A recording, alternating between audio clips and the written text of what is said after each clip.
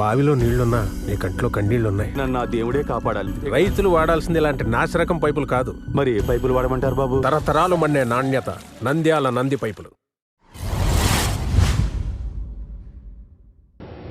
నమస్కారం, నంది కేబుల్ టీవీకి స్వాగతం. ముందుగా నంది న్యూస్ ముఖ్యాంశాలు. పట్టణంలో ఘనంగా కృష్ణాష్టమి వేడుకలు.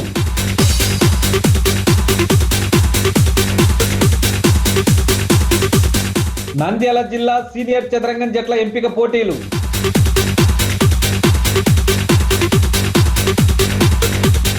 బాల అకాడమీ నందు కృష్ణాష్టమి వేడుకలు.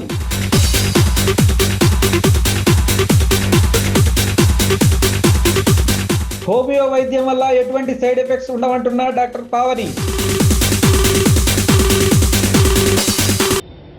నంద్యాల పట్టణ శివార్లోని క్రాంతినగర్ నందు వెలిసిన శ్రీకృష్ణ దేవాలయం నందు సోమవారం శ్రీకృష్ణాష్టమి వేడుకలను ఘనంగా నిర్వహించారు. నంద్యాల పట్టణ శివార్లోని క్రాంతినగర్ నందు గల శ్రీకృష్ణ దేవాలయం నందు సోమవారం శ్రీకృష్ణాష్టమి వేడుకలను శ్రీనివాస్ యాదవ్ ఆధ్వర్యంలో ఘనంగా నిర్వహించారు. ఈ కార్యక్రమంలో తెలుగుదేశం పార్టీ నాయకుడు ఫిరోజ్ పాల్గొన్నారు. శ్రీకృష్ణ భగవానునికి ప్రత్యేక పూజలు నిర్వహించి అనంతరం అన్నదాన కార్యక్రమాన్ని నిర్వహించారు. ఈ కార్యక్రమంలో పెద్ద ఎత్తున భక్తులు పాల్గొన్నారు. ప్రజలందరికీ శ్రీకృష్ణ జన్మాష్టమి శుభాకాంక్షలు. ఈరోజు ప్రజలందరూ ఆరోగ్యంతో సుఖశాంతితో ఉండాలని మనమందరం నంద్యాల ప్రజలు కూడా అట్లనే మన తెలుగు ప్రజలందరూ ఎక్కడ ఉన్నా ఎక్కడ వేరే దేశాల్లో ఉన్నా ఎక్కడ అందరూ సుఖశాంతితో ఆరోగ్యాలతో ఉండాలని కోరుకుంటూ ఈ ప్రోగ్రామ్ని కండక్ట్ చేసిన అందరికీ ధన్యవాదాలు తెలుసుకుంటున్నాను. కృష్ణాష్టమి జన్మాష్టమి సందర్భంగా మన నంద్యాల జిల్లా తెలుగుదేశం జనరల్ సెక్రటరీ గారు రావడము మాకందరికీ చాలా సంతోషంగా ఉంది. అలాగే విద్యానగర్, క్రాంతినగర్, బ్రహ్మసత్రం, మూసగరం భక్తులందరూ ఇక్కడికి వచ్చేసి ఈ పూజా కార్యక్రమాలు, అన్నదాన వితరణ అంతా నేను కృతజ్ఞతలు. శ్రీకృష్ణ జన్మాష్టమి పర్వదినం సందర్భంగా క్రాంతినగర్, విద్యానగర్ దేవాలయంలో వచ్చేసి మన శ్రీకృష్ణుని గుడిలో మొదటగా శ్రీకృష్ణ భగవానునికి వచ్చేసి అభిషేకము, ఆ తర్వాత పూజా కార్యక్రమాలు నిర్వహించి తదనంతరము గోపూజ కార్యక్రమం నిర్వహించినాము. అదేవిధంగా ఈరోజు భక్తులు ఒక కార్యక్రమం వచ్చేసి కోలాటము, 2 గ్రూపులుగా వచ్చేసి వాళ్ళు ఉదయం నుంచి పోటాపోటీగా నిర్వహించుతున్నారు. అదేవిధంగా ఉట్టి కార్యక్రమం, ఉట్టి మహోత్సవం జరిగినది. అదేవిధంగా ఈరోజు భక్తులు చాలా పెద్ద సంఖ్యలో విచ్చేసి ఉన్నారు. ఆ తర్వాత ఈ కార్యక్రమాన్ని జయప్రదం చేయడానికి వచ్చేసి మన దేవాలయం యొక్క ప్రెసిడెంట్ అయినటువంటి శ్రీ శ్రీనివాసరావు గారు, అదేవిధంగా వైస్ ప్రెసిడెంట్ అయినటువంటి వెంకటయ్య గారు, వీరి ఆధ్వర్యంలో మిగతా కార్యకర్తలు జరిగిన 10 రోజుల నుంచి విశేషంగా కృషి చేసి ఆ తర్వాత ఈ కార్యక్రమాన్ని జయప్రదం చేయటకు. నంద్యాల జిల్లా చెస్ సంఘం ఆధ్వర్యంలో సోమవారం రామకృష్ణ డిగ్రీ కళాశాల వివేకానంద ఆడిటోరియం నందు సీనియర్ ఓపెన్ జిల్లా చదరంగం జట్ల ఎంపిక పోటీలు నిర్వహించారు. నంద్యాల జిల్లా చెస్ సంఘం ఆధ్వర్యంలో సోమవారం రామకృష్ణ డిగ్రీ కళాశాల వివేకానంద ఆడిటోరియంలో నంద్యాల జిల్లా చదరంగం జట్ల ఎంపిక పోటీలు నిర్వహించారు. ఈ కార్యక్రమంలో నంద్యాల లయన్స్ క్లబ్ అధ్యక్షులు నిజాముద్దీన్, క్రీడా భారతి జిల్లా కార్యదర్శి నిమ్మకాయల సుధాకర్, లయన్స్ క్లబ్ ఉపాధ్యక్షులు సోమేశ్వర నాగరాజు, క్రీడా భారతి కార్యవర్గ సభ్యులు ఎల్లయ్య తదితరులు పాల్గొన్నారు. ఈ సందర్భంగా నంద్యాల జిల్లా చెస్ సంఘం అధ్యక్షులు డాక్టర్ రవికృష్ణ మాట్లాడుతూ చదరంగం మెదడుకు పదును పెడుతుందని, ఈ క్రీడ వలన బాలల్లో మానసిక వికాసం కలుగుతుందని, ఏకాగ్రత పెరుగుతుందని అన్నారు. ఆంధ్రప్రదేశ్ చెస్ అసోసియేషన్ ఆధ్వర్యంలో త్వరలో జరగబోతున్నటువంటి సీనియర్ టీమ్ ఈవెంట్ ఓపెన్, అదేవిధంగా మహిళల విభాగంలో పాల్గొనే నంద్యాల జిల్లా చదరంగం జట్లను ఎంపిక చేయడం కోసం ఈరోజు రామకృష్ణ డిగ్రీ కళాశాల వివేకానంద ఆడిటోరియంలో ఓపెన్ చెస్ టోర్నమెంటు, అదేవిధంగా మహిళా విభాగం చెస్ టోర్నమెంట్ నిర్వహించి 5 మందితో 2 జట్లను ఎంపిక చేయడం జరుగుతుంది. ఈ ఎంపికైన జట్లు రాష్ట్ర స్థాయి పోటీల్లో పాల్గొనడం జరుగుతుంది. అదేవిధంగా నంద్యాలలో ఈ చదరంగం క్రీడ పట్ల ఆసక్తి తల్లిదండ్రులు బాగా ప్రోత్సహిస్తున్నారు. అదేవిధంగా పాఠశాల యాజమాన్యాలు ప్రోత్సహిస్తున్నందుకు తల్లిదండ్రులకి, పాఠశాల యాజమాన్యాలందరికీ కూడా హృదయపూర్వక ధన్యవాదాలు తెలియజేస్తున్నాము. ఈ చదరంగం క్రీడ ద్వారా విద్యార్థుల యొక్క మేధాశక్తి మేధస్సు వికసించడానికి అవకాశం ఏర్పడుతుంది. మేధస్సుకు పదును పెట్టడానికి అవకాశం ఏర్పడుతుంది. గెలుపోటములను స్వీకరించే మనస్తత్వం ఏర్పడుతుంది. ఓడినా మరీ తిరిగి గెలవాలనేటువంటి ఒక పట్టుదల కూడా ఏర్పడే అవకాశం ఉంటుంది. కాబట్టి ఇటువంటి చెస్ లాంటి గేమ్లో పాల్గొనడాన్ని ప్రోత్సహించాల్సిందిగా తల్లిదండ్రులని పాఠశాల యాజమాన్యాన్ని కోరుకుంటూ ఈ టోర్నమెంట్లని రెగ్యులర్గా నిర్వహిస్తున్నటువంటి జిల్లా చదరంగం అసోసియేషన్ కార్యదర్శి రామసుబ్బారెడ్డి గారికి ప్రత్యేకంగా అభినందనలు తెలియజేస్తూ లయన్స్ క్లబ్ అధ్యక్షుడు నిజాముద్దీన్ మాట్లాడుతూ చదరంగం క్రీడ విద్యార్థులలో గెలుపు ఓటములను స్వీకరించే మనస్తత్వం, ఓటమి చెందాక తిరిగి గెలవాలనే పట్టుదలను పెంచే క్రీడ అని అన్నారు. వస్తువు వాడే కొద్దీ తరుగుతుంది, కానీ ఎంత వాడినా కానీ అంత షార్ప్ అయ్యేది దేవుడు మనకి ఇచ్చిన మేధస్సు మాత్రమే. ఆ మేధస్సును అంత షార్ప్ ఉంచుకోవాలంటే మీరు చెస్ను ఒక అలవాటుగా ఉంచుకోండి. మన భవిష్యత్తులో మనము క్రీడలతో పాటు చదువులో రాణించి మన భారతదేశానికి ఉన్నత పేరును ప్రఖ్యాతం తీసుకురావాలని నేను ఆశిస్తూ. నిమ్మకాయల సుధాకర్ మాట్లాడుతూ తల్లిదండ్రులు, పాఠశాల యాజమాన్యాలు విద్యార్థులను క్రీడలలో ప్రోత్సహించాలని కోరారు. అనంతరం సోమేశ్వర నాగరాజ్ మాట్లాడుతూ నిరంతర సాధన ద్వారా చదరంగంలో మెలకువను, నైపుణ్యాన్ని పెంచుకోవాలని కోరారు. ఆంధ్ర చెస్ సంఘం సంయుక్త కార్యదర్శి, నంద్యాల జిల్లా చెస్ సంఘం ప్రధాన కార్యదర్శి రామసుబ్బారెడ్డి మాట్లాడుతూ ఓపెన్ మరియు బాలికల జిల్లా చదరంగం జట్టు ఎంపిక పోటీలలో విజేతలుగా నిలిచిన వారు రాష్ట్ర స్థాయి పోటీల్లో పాల్గొంటారని తెలిపారు. ఈ పోటీలలో నంద్యాల జిల్లా వివిధ పాఠశాలల నుండి 200 మంది క్రీడాకారులు పాల్గొంటున్నారని తెలిపారు.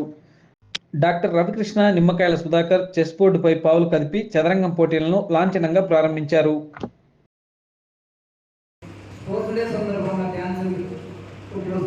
ప్రతి సంవత్సరం ఒక రోజు ముందు కండక్ట్ చేస్తున్నాం. ఈసారి కూడా కృష్ణాష్టమి డ్యాన్సర్ క్రీడా దినోత్సవం సందర్భంగా ఈ పోటీలను వస్తారని మనం అనుకున్నాం, కానీ అక్కడికి వాళ్ళు వచ్చారు. నెక్స్ట్ సండే 8వ తారీఖు అండర్ 15 కేటగిరీ గవర్నమెంట్ కూడా మనకు పెండింగ్ ఉంది. అది కూడా వచ్చే నెలలో స్టేట్మెంట్ ఉంది. కాబట్టి నెక్స్ట్ అండర్ 15 కేటగిరీ కూడా మనం కండక్ట్ చేస్తాం. ఈసారి కూడా సండే కూడా చూస్తాం పిల్లలకు క్లాసులు స్టేజ్ కాకుండా. ఈ team event, district team event women and 5+5 10 members మనం స్టేజ్కి సెలెక్ట్ చేస్తాం.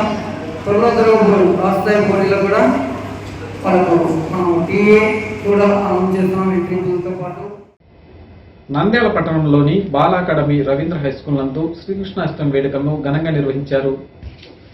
నంద్యాల పట్టణంలోని పార్క్ రోడ్ దగ్గర గల బాల అకాడమీ రవీంద్ర హై స్కూల్ నందు శ్రీకృష్ణ జన్మాష్టమిని పురస్కరించుకొని విద్యార్థుల చేత శ్రీకృష్ణ వేషధారణ వేయించి ద్వారకను తలపించేలా పండుగను ఘనంగా నిర్వహించారు. ఈ వేడుకల్లో పాఠశాల కరస్పాండెంట్ రవీంద్రనాథ్ మరియు ప్రిన్సిపల్ మాధవీలత, ఉపాధ్యాయ బృందం మరియు విద్యార్థులు తదితరులు పాల్గొన్నారు.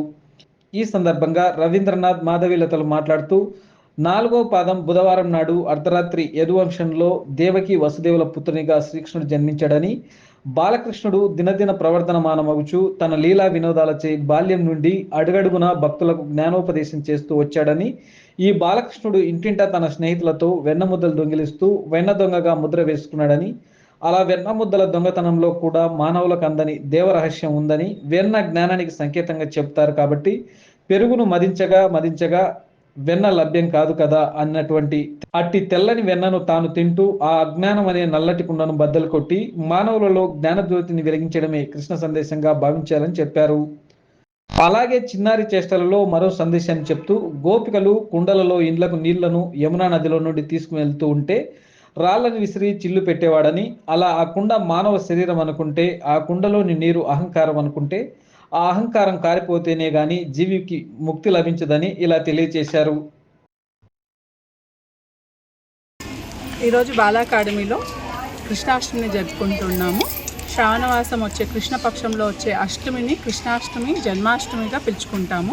మనందరికీ తెలుసు కృష్ణుడు మన మానవత్వ విలువల్ని ఎలాగా పెంచాడు అన్నది, మానవాళికి ఎంతో మేలు చేశాడు. అందుకనే ఆయనను జగద్గురువుగా పిలుచుకుంటాము.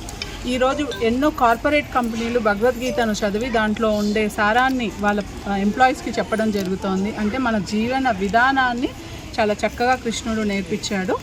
తన సిద్ధాంతంలో క్యాంప్స్లో ఎవరైతే వెళ్ళారో వాళ్ళందరికీ కూడా మంచే జరుగుతుంది.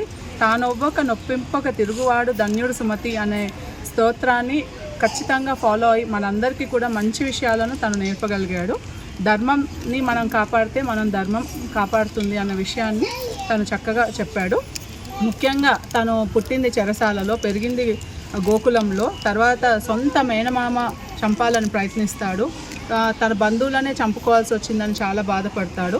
బలరాముడు చాలా అమాయకుడు, అయినా అతనితో ఎలాంటి గొడవలు లేకుండా తన విలువలను కాపాడుకుంటూ చెల్లెలతో ఎలా ఉండాలి, రిలేషన్స్ ముఖ్యంగా 8 భార్యలు ఉన్నప్పటికీ కూడా వాళ్ళతో సఖ్యంగా ఉండి ప్రపంచంలో విలువలే చాలా ముఖ్యంగా మనం నిర్వహించాలన్న విషయాన్ని చెప్పాడు. ధర్మం కోసం 5 మంది పాండవులను కలుపుకొని 100 మంది కౌరవులను ఓడించారు. ఇలా ప్రతి ఒక్క విషయంలోనూ కృష్ణుడు చాలా గొప్పవాడు. హోమియో వైద్యం అనేది శరీరంపై ఎలాంటి సైడ్ ఎఫెక్ట్ చూపించకుండా వ్యాధిని నయం చేసే వైద్యమని ప్రముఖ వైద్యురాలు పావని తెలిపారు. హోమియో వైద్యం అనేది శరీరంపై ఎలాంటి సైడ్ ఎఫెక్ట్ చూపించకుండా వ్యాధిని నయం చేసే వైద్యమని ప్రముఖ హోమియో వైద్యురాలు పావని తెలియజేశారు.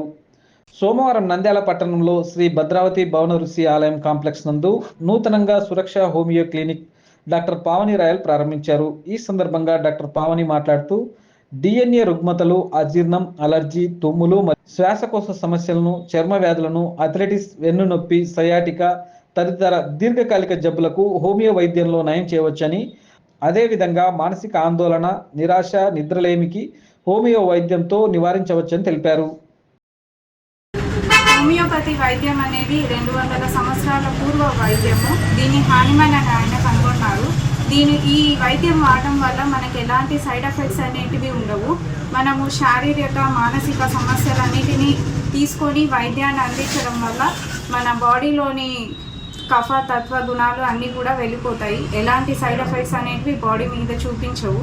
2017 అండ్ 18 మధ్య ప్రాంతంలో 1 సంవత్సరం పాటు government schools and private schools అన్ని RSS వింగ్ ద్వారా కవర్ చేశాను. ఆ టైంలో విద్యార్థులకు ఉన్న సమస్యలన్నిటినీ హెల్త్ చెకప్ చేసి వారికి తగిన హోమియోపతి మందులు ఇచ్చి వారి ఆరోగ్యానికి సురక్షనిచ్చాను. హోమియోపతి వైద్యంలో ప్రతి దానికి ట్రీట్మెంట్ ఉంటుంది. మానసిక సమస్యలను తగ్గిస్తుంది. స్వల్పకాలిక, దీర్ఘకాలిక సమస్యలన్నిటికీ వైద్యం ఉంటుంది. హోమియో ద్వారా కిడ్నీలో స్టోన్స్, ప్రోస్టేట్ ఎన్లార్జ్మెంట్, మోకాలు నొప్పులు, sciatica, cervical spondylosis, gall stones, thyroid, BP, sugar ఇవే కాదు మనకు వచ్చే స్వల్పకాలిక రోగాలు లైక్ జలుబు, దగ్గు, జ్వరం ఇలాంటి వాటికి కూడా హోమియోలో ట్రీట్మెంట్ ఉంటుంది. చిన్నపిల్లల సమస్యలకు కూడా చూస్తాము.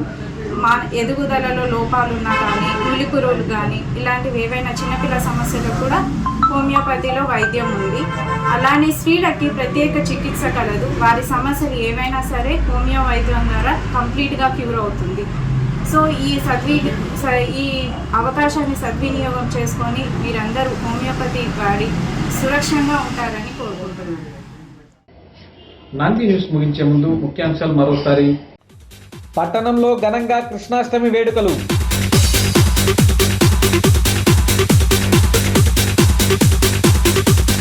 నంద్యాల జిల్లా సీనియర్ చదరంగం జట్ల ఎంపిక పోటీలు.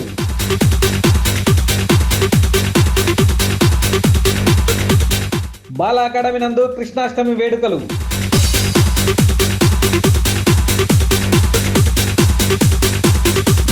హోమియో వైద్యం వల్ల ఎటువంటి సైడ్ ఎఫెక్ట్స్ ఉండవంటున్న డాక్టర్ పావని. నంది న్యూస్ ఇంతటితో సమాప్తం. నమస్కారం.